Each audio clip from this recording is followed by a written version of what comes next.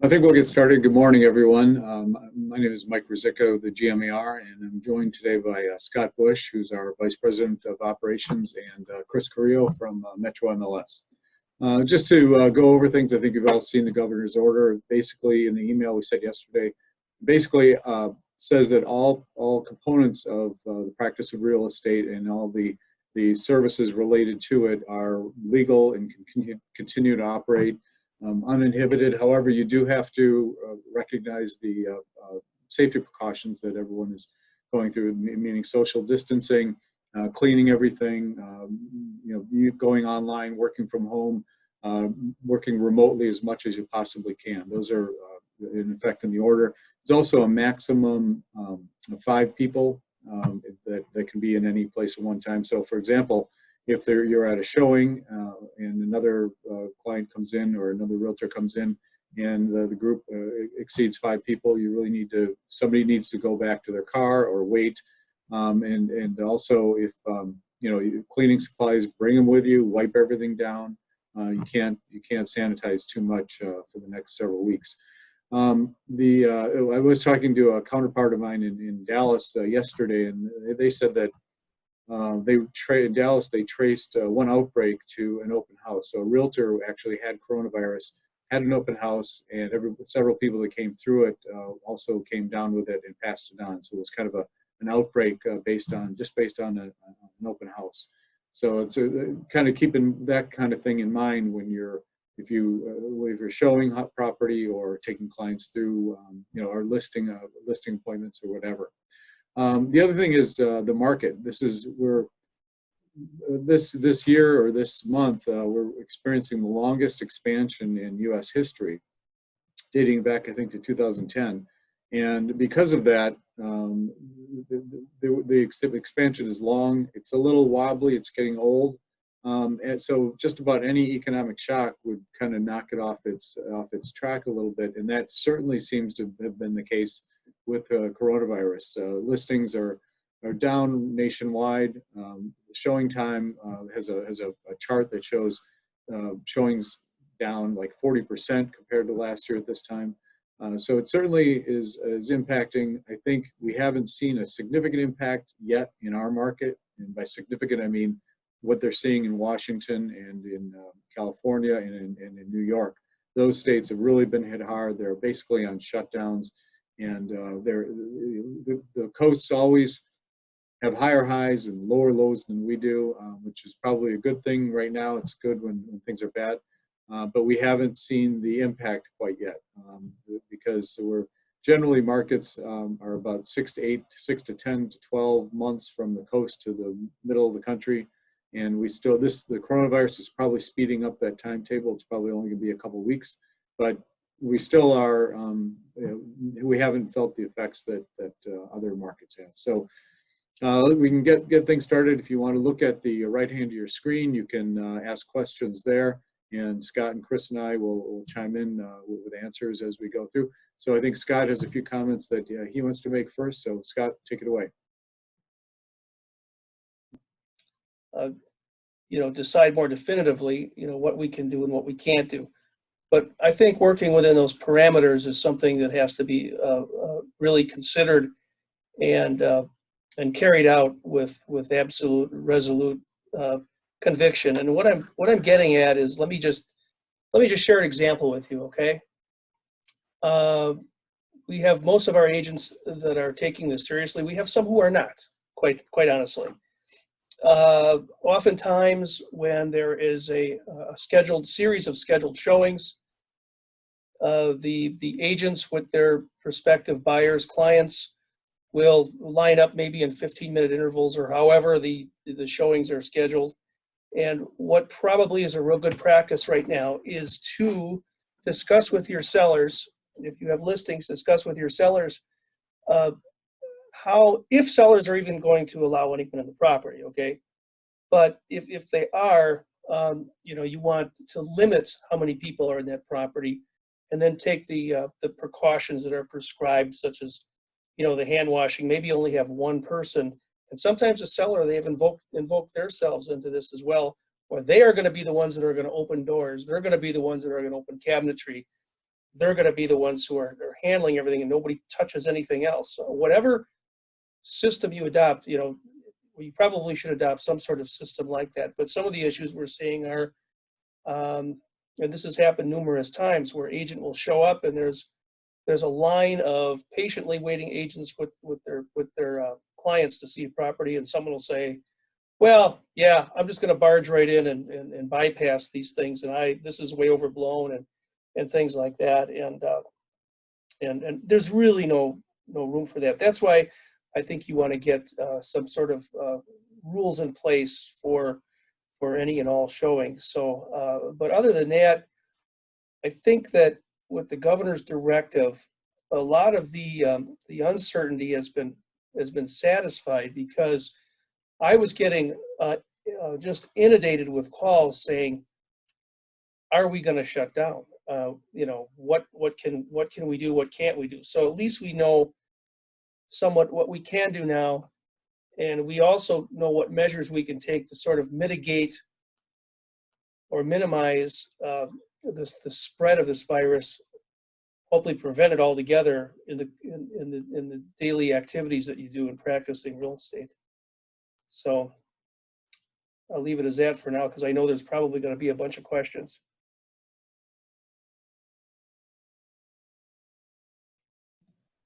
If anyone has questions, go ahead and type them in that little box, and I will, Scott and I will answer them. The first one, Scott, was, actually, Chris, are you on? I'm on. Okay. First one said, can showing time show results for GMAR in Milwaukee and surrounding areas? I think so. I was going to post a link for every single member to see this. Understand that showing time, GMAR is not a customer of showing time, Metro MLS is. And so we have, the greater Milwaukee area isn't the only area that this MLS serves. We serve 10 of the realtor associations around the state. So I'm going to post a link that shows the drop on a daily basis with a week chart specifically for the state of Wisconsin. And you'll see that obviously those results are a little bit more specific to what's happening in our marketplace. So I'm going to post that in the remarks so that everybody can see it. There are other statistics that we are posting to show the impact of COVID-19 on the marketplace right now. Everything from new inventory last year to today to show that impact. Additionally, the number of showings, the number of pendings and closed in the same contextual period of time. So everyone will have a better understanding of what that's going to mean. Here, let me share this. But I will post that in here. Does that answer the question, Mike? I think so, yeah. Another question came in and said, do you have anything from other states that they have implemented a checklist? Not sure what kind of checklist. Maybe we want to take a guess. I saw the question too. I'm not really sure. I think that was from Chris Buttram for listings best practices. Okay. Oh, okay. We'll look for one. Yeah, I mean, we're learning as we go too, and anything that we can do to collect reasonable and viable information, we're going to get that out to you. So yeah, we're certainly open to learning from others, and I'm sure we will. Hey, I have a quick question. I'm Arvind from First Weber. So if you guys can hear me. Yeah, go ahead. No, I just want to know, I heard somebody talk about posting a link. So is this going to be posted on the WRA site or GMAR site? We'll probably do the link that Chris Carrillo was just talking about from Showing Time. It's posted on the chat side of the call right now, but we'll also include it in an email, because we're going to follow up with an email after this call and send it to all the members that couldn't get on it with a link to the recording. So we'll have the Showing Time link on there. Oh, okay. Yeah, because we couldn't get on the Zoom meeting because of the number of subscribers reached. Oh. Yeah, there's 100 max right now, I know, on this one. Yeah, we'll do some follow-up. what does Pat Tasker say? Something about, oh, it just went away, but sort of a practice tip from Pat Tasker to wipe off your lock boxes and all the door handles and light switches inside the properties. I think that goes along with, you know, some of the cleaning precautions that have been advised. Is it appropriate to go through some of the things that I see happening on rules or business changes through the MLS that would help members? Or Absolutely, go ahead. So, good morning. Again, my name's Chris, if you don't know me. I'm the CEO at Metro MLS. And like Mike said, there's no instruction manual that comes with this. So I think we're all doing our best to really respond to the market and field questions from all of you. And I think the most important thing that I know Mike is doing through the association, what I'm doing through the MLS, is we're in contact with all of our peers across the country. And so there are some really good ideas and inventive ways that MLSs are thinking outside of the box to serve the marketplace right now. And the truth of the matter is you were deemed essential, which means that transactions are still happening. I'm hearing from some that even though it's virtual, that some members are getting more business than they ever have. And obviously that's a choice. This is all about the agent and broker and consumer choice at this point. The association, the MLS has really nothing to do with that. You're all independent contractors, which means the decision falls to you on how you want to conduct business, if at all. And I'm saying that because some members reached out to the MLS saying you should shut down showings and you should shut down open houses. We don't have that legal authority. We tried that. That's called restraint of trade. So it's important to understand what we can do and what we can't do. That being said, last week I hope everybody saw that for the first time we made active listings that not require showings. That's important because, again, that removes that and allows you, working with your buyers and sellers, it gives you that choice ultimately, period. I think that makes a lot of sense right now. Our board is meeting tomorrow virtually to go over other changes that will be changes to how we've always operated listings in the past. This may be something new to some of you, but I suggest you all look up how to do this, and we can provide, as the MLS, will provide you more information on this. Thinking beyond virtual tours, there's something and ways to provide virtual showings and virtual open houses. I suggest all of you adopt this, especially for the here and now. Something that we'll be, again, expressing and talking about with our board is allowing each and every single one of you to upload non-branded, again, very important, non-branded virtual tours or to offer virtual showings and virtual open houses and public remarks. We'll make that decision tomorrow and we'll let you know as soon as we can. But if we make that available, what that will have the net impact of is immediately, because this information and public remarks is sent out to all IDX sites and to third-party real estate portals like Realtor.com and Zillow, it will allow interested buyers who, guess what, a lot of them are stuck home right now.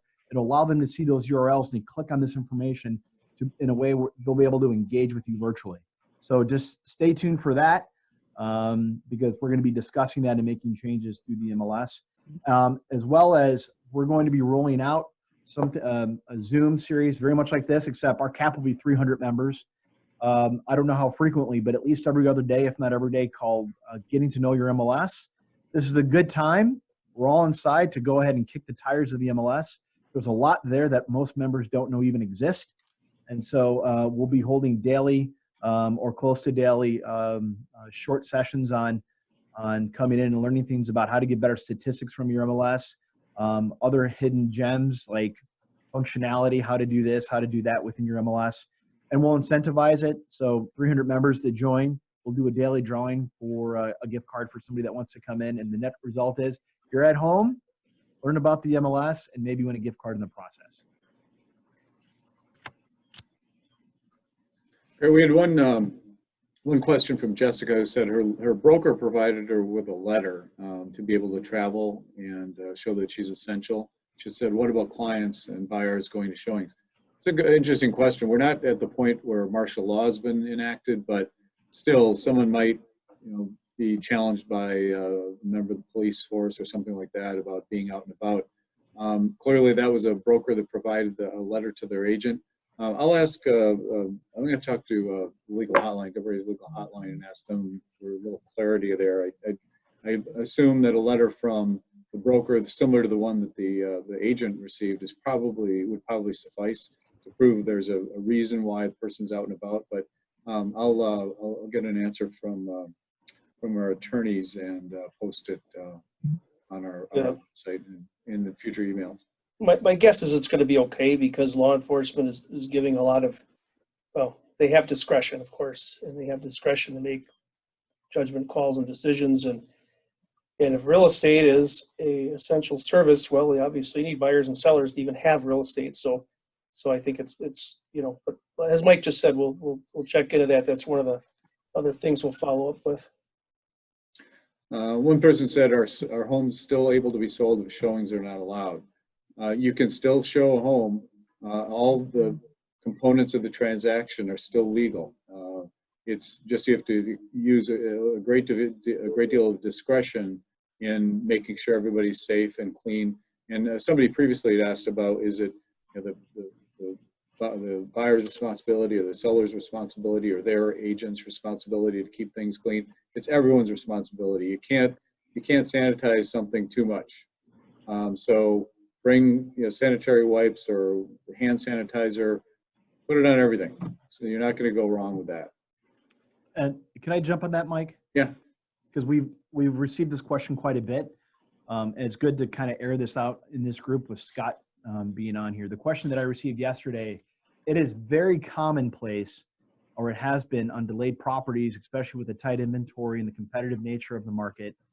It's very common for many of you who are acting as buyer's agents to submit offers to properties sight unseen, subject to a successful showing. I know that it is a legal fiduciary as part of license all, Scott, to where as a buyer's representative to submit an offer, you must have viewed that property yourself or shown that property yourself. And so my counsel to the agent was very similar to the way delayed properties have been handled. That obviously this contingency subject to a successful showing, in my opinion, more than likely qualified or satisfied that requirement for showing that property before full acceptance could go through. But I told them to, obviously, if they have questions, to contact Scott Bush at GMAR about that. But to me, I think that squares up right now. You get to the point where you want to submit an offer. You've not been able to see that property, obviously, before the property can actually close. That legal fiduciary must be satisfied, which means that yes, at some point that buyer's rep would have to go through. But what do you think, Scott? Well, even before the coronavirus, if you were boxed out or prohibited as a broker for showing a property and a buyer wanted to write an offer and you weren't able to fulfill your legal required duty to conduct an inspection of the property to look for readily observable, possible adverse material effects, you would document that to protect yourself that you were not able to get into that property. But this, we might see some uncharted water here coming up where, buyers are, like you said, they sight unseen or realtor, so I'll write the offer, but I may not want to go in that property. And that hasn't happened yet, but I could see the potential for that happening yet. So, of course, disclosure duty is something that you cannot waive away, your independent disclosure duty. But I'm concerned about that, and I'm concerned that 1 or 2 years down the road, after this is maybe hopefully all done with, right? And someone buys a property and there is something that's considered adverse to material, and they go back to the real estate company and say, well, you never looked at this. Would a legitimate defense be, well, I was concerned with my health, as health concern is always can be a defense, but is that going to be enough? So again, I'll show you my notepad here. These are still things that are developing, and I'll try to get some more definitive answers on that and get them out in our Corona update. And that is the broker's disclosure duty. Now, for the most part, I'm not looking for problems that don't exist, but I could see the potential for this coming up. But for the most part, yeah, I agree with you, Chris. I think that'd be fine. Chris, can you see that question from Paul about no showings due to virus versus withhold delay? So this is a really good question, and let me properly explain why we made this decision. I think some MLSs, even in the state, unfortunately, are giving out really bad advice and telling their members to simply put it to withdrawn or temporarily off the market status to indicate to the market that it's not available for showings. In theory, that sounds great. Here's the problem, though. We all know that buyers are still out there. There are buyers out there, whether they're labeled essential or not.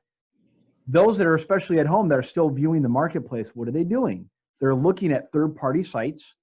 They're looking at sites like firstweber.com and SureWest and Remax and all the other sites out there. If the MLS were to have told you to take your active properties and put them in withdrawn, every single one of those properties would be removed from those search sites. And so you're talking about how do you gauge or how do you measure missed opportunity? That is the situation that we would have put at your in front of you, and we didn't want to do that. So keeping properties inactive means that the entire world can see them, and I think that's the intent of sellers.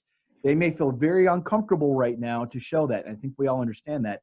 But the point is, the intent is they want to sell the property out there, and you can still figure that out. I think more than anything, every single one of you as realtors, you're going to figure out this new normal, and you're going to figure out how to conduct business in this process. The MLS should not get in the way of a buyer and seller connecting in that process. And so that's why we did not give you the advice to say, move that property to withdrawn, because at the end of the day, you're still going to accumulate days on market one way or the other, except you would have the disadvantage of buyers not being able to see it anywhere. I see another question here. I saw one MLS was adjusting the days on market in light of the shutdown. Is that in the works, or is it too hard to do when some are showing and some sellers are not? So let's just be straightforward and candid here. One of my initial reactions 2 weeks ago when we looked at this is perhaps it is best to suppress days on market in light of what's happening. This is why it's important not to make knee-jerk reactions. I reached out to my peer group to see what other MLSs in the country were doing, to see what their train of thought was. The issue with days on market has always been this perception of stigmatizing a property. If a property has extensive days on market, why? It has always been made to think that it creates the stigmatizing, which gives now buyers leverage to go in and negotiate more so with over sellers in this scenario. Here's what we all have in common. Here's what Metro MLS has in common with the Connecticut MLS, with the Florida MLS, and with MLSs in California and all points in between. The truth of the matter is every single listing is impacted by COVID-19 in the country, every single one. So that being said, if you have increased days on market on properties, everybody does, everybody. So there's no real leverage to be gained in that scenario. Everybody understands that this is kind of a new normal. There's not one significant MLS that has decided to suppress days on market except for one in Silicon Valley. Every major MLS has kept days on market as is, and the reason is that at some point, we're going to have to look back at this and try to learn from it. And if we were to suppress days on market, we would lose a vital statistic on the impact of the marketplace. That's why, currently, there are no plans right now to suppress days on market, and candidly, the technology is even questionable on whether we can. So all options remain on the table. We'll respond accordingly, but at this point, it doesn't look like that's the best path forward. Agreed. Any other questions? One of the things I wanted to bring up was, and I think Scott kind of alluded to it earlier, was that it's an independent contractor decision whether to practice or not. When the governor said that real estate is an essential business, he was really saying that he was giving every agent, every independent contractor the ability to determine for themselves whether they want to continue doing business during the coronavirus or whether they want to stop doing business. And we've had several emails from people on both sides saying, you know, MLS or GMAR or WRA should shut down business during this period. We can't do that. Only the governor could do that. He didn't do that. So now it's up to every individual to determine whether they want to practice during this period or not. So I know some brokers were getting heat because their agents were saying we should shut down the brokerage. That really wouldn't be representing your clients very well. So it's really come down to an individual decision. If you want to show listings and conduct real estate, just do it in a safe manner. If you don't want to, that's completely fine. And I think everybody needs to respect everyone's decision one way or the other. Any other questions out there? We're still maxed out at 100 people, so I don't see anything else coming in. Scott or Chris, do you have anything, last parting words? Well, at the risk of sounding sort of Pollyanna and overly positive, you know, one common thread we know is that this will end someday. It will end. It's one thing we know. So I think if we can convey that to sellers, because sellers call the association office, they're worried, they're afraid, to remind them of that. We've lost a lot of buyers out there because of job loss and loss of income. But one thing to remember is that we still had a lot of buyers out there. So let's just say we lost 30% of the home seekers that were out there trying to find property with our limited inventory. And I think that would be a lot, but if we did, we still would have enough buyers for the units that are available for sale. I mean, we do. So once we get over the hump on this thing, I think we're going to see a rapid return, to a pretty robust market, or I should say a seller's market. Yeah. Hey, Chris, there was one question about virtual tours needing to be branded or not branded. Yeah. So again, this decision isn't final. By this time tomorrow, I suspect we'll be sending out the specifics of this. So kind of wait and see what happens. But I will tell you that for this one, if we decide to go ahead and transition this to public remarks, it must be unbranded. Remember, the MLS is here to help you market to consumers property information, not yourself. This is why we're so strict. We're Switzerland with all the brokerages and individual and listings. So it's all about property information. It's great if you work at XYZ real estate company, be proud of that, but you won't be able to advertise that through the MLS. So it must be unbranded. No matter how we craft this, I do want to share a few things with you this morning, in that obviously you were told that real estate is essential. You can make the arguments of whether it should or shouldn't be. I think we all understand the importance of not stopping all economic parts of the country right now, but still wanting to flatten the curve for COVID-19. I think what Mike is doing, what we're doing at MLS is responding to the fact that you're essential. That decision is above our pay grade, so it's been made. So I think we're all responding in ways to do it. I will tell you that Metro MLS, with our 8,700 realtor members around the state, we're open for business. A significant part of our business, we have the technology where our support reps are still fielding calls, some in the office, but most at home, and it's just being forwarded to their home phone. We're still responding to emails. We're responding to all tech support calls. It's very important for me to reinforce that we're in this with you. We're all in this together, and we will continue to function as an MLS in this process. And we're going to get through this and be better as a result of it. So you never have to worry about, is somebody at MLS to answer my question? Because we are. And trust me, as many unknowns that are out there right now, we will do our best to put knowns to the unknowns. And I just appreciate the opportunity to serve all of you. Chris, there's a follow-up to that. It says, when giving a virtual tour as an agent, maybe Scott too, do we have to still say who we are and what brokerage we work for, or just talk about the house? I think you still have to disclose You have to disclose who you're with, clearly. Brokerage interest, yes. Yeah, you have to disclose who you are. There's another question. Oh, sorry, are you done? Another question about giving virtual tour as an agent and, whoops, the wrong one, sorry. Let's see, can a home be sold if showings are not allowed to the public, assuming active MLS status, but no showings allowed? yes, you can show, any home can be showed if it's in MLS. Not allowed, you can use virtual tours, other resources to show the home, but if it's in MLS, it can be sold. Correct. If it's active, it can be sold. Here's the one thing you want to be careful of. If you're a listing agent and you have a seller who says, I don't want active showings, and you disclose that in the MLS, we will honor that, especially with full disclosure. But please don't be one of these agents that doesn't show it to your competitor and then somehow you've shown it to one of your own buyers. If you do that, even in this time, the MLS will enforce clear cooperation on you. So do not try to game the system. Chris, how about a logo at the end of a virtual tour? Is that okay? No, it must be unbranded. Yeah. One brand. Strict. And just to put this in perspective, even with the COVID-19 slowdown, and Mike is exactly right, this is going to impact the market. Before this, just to give everybody a taste of the total numbers, because I'm sure you all saw it.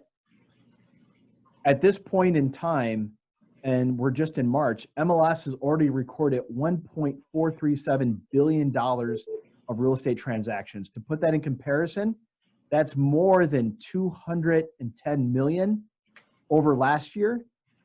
We are north about 300 total units being sold through the MLS, and we've completely dwarfed that from 2 years ago.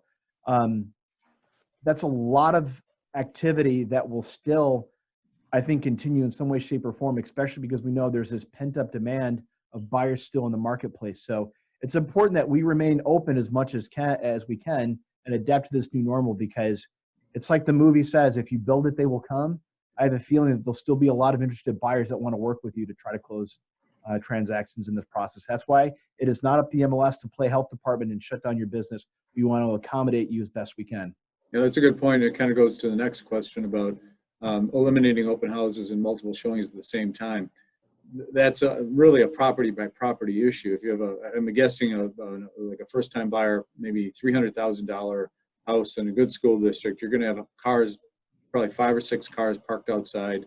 I guess the listing agent, if they would have to just kind of regulate who's going in. Everyone should, operate under extreme caution and assume everybody else that you're dealing with has coronavirus. So stay away from them, wipe down everything. And we can't all agree on anything that gets us into legal trouble. But I think everyone has to use extreme discretion if they go to an open house and there are several other cars there and people are touring it. I have a question, Mike and Scott, and frankly, anybody on this call. I read the governor's order yesterday, obviously, like all of you. Is the rule of 10 people still in place, or is that out the door? In other words, if you have a showing, is it 5? Down to 5. Okay. Thank you. That would be, probably a couple and the deal killers, the parents coming along. Yeah, it might be. That's my joke of the day, people. Mom and dad, stay home. Stay in the car. Yep. Please.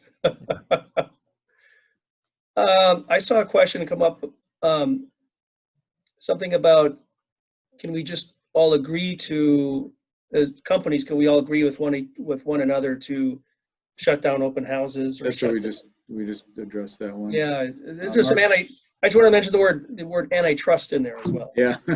Restraint. Add that in. Mark, showing time has no overlapping, but I asked my seller what they preferred before doing that. Yeah, Showing Time has done a really good job. They've already implemented in the system, not just the COVID-19 warnings on all showings within the MLS, but they have removed the ability to have overlapping showings so that it technically can't happen when you schedule, period. Is there a buffer between showings, or can it be like 1 o'clock and then 2 o'clock? I think it's 1 o'clock and 2 o'clock. I think there's Makes no sense. buffers. Yeah. It just can't overlap. Yeah. Okay. Any other questions? We're about almost 40 minutes in, and I don't want to take up everyone's time. We've got Kel Swoboda, who's the GMAR chairman this year, on the line. Kel, do you have anything you want to add? I just want to thank you guys for hosting this. I think the members, and some can chime in if they want to, I mean, they're looking for weekly updates. This is changing fluidly right now, and getting more information into the members. Obviously, we're all seeing what's going on social media, what I would say the best is that the more factual information we can give them on behalf of an association, hearing from Chris, the better our consumers, the consumers will be informed, but the better our agents will be less divisive on information, especially on social media right now. I know the open houses is a big thing for people. I've talked to other brokers. I know my brokerage, we've made specific no open houses, but like you guys said, we can't hinder someone from practicing their business. But what I will say is that right now, us being able to practice business is really, that could change at any time. Let's be real about this. So if we start seeing more open houses signs up in the market and you start getting the public to complain about that could change our ability to be able to conduct business. So yes, open houses is a brokerage thing, but we all have to continue to advise everybody against it right now so that we can continue to conduct our business. And I think that open houses in of themselves would be a violation of the directives that have been handed down for safe practice. Yeah, and it's interesting because Milwaukee, what I'm seeing, for what we are seeing in our association, Milwaukee is really, we're taking a bigger stance on this. It hasn't affected other areas of the state yet. So a lot of them are, a week behind us and still thinking, well, should we be doing this? Should we be showing these properties? So I'm just glad on the stance that you guys are taking, Mike. I think you, Scott, and Chris are doing a great job. I do want to say, especially for the benefit of all the realtors on this call, I know you don't see the communication behind the scenes, but Cal has been on my phone and in my inbox at every step of the way with Mike and Scott and other realtor leaders from around the state. They all want to respond and do the right thing for all of you. And so you have responsive leadership, I think, in place. We're talking about this multiple times a day. Kel, you've been doing a great job. Thank you. Mike, the same, and Scott, the same. I appreciate your help in this process. Yeah, thank you guys. We've got a long way to go. Yeah. I think this is the last question. Paul asked about confining showings to 1 or 2 days a week to allow for sanitizing the home. I think that's allowable, right? Yeah. Probably a good idea. Yeah. Absolutely. Probably a good idea. All right, we've maxed out at 100 participants, which I was kind of surprised at. So I think next week, if we do this again, we'll have to increase the capacity. But thank you all for very, very much for participating this morning. And keep an eye out on your email, social media. Both MLS and GMAR are on it's a Facebook and Twitter. And we'll keep throwing stuff out as soon as we know it. And hopefully this will be over soon. So thank you very much. Thank you, everyone. Thank you. Great comments, by the way, everyone. Yep. Great job.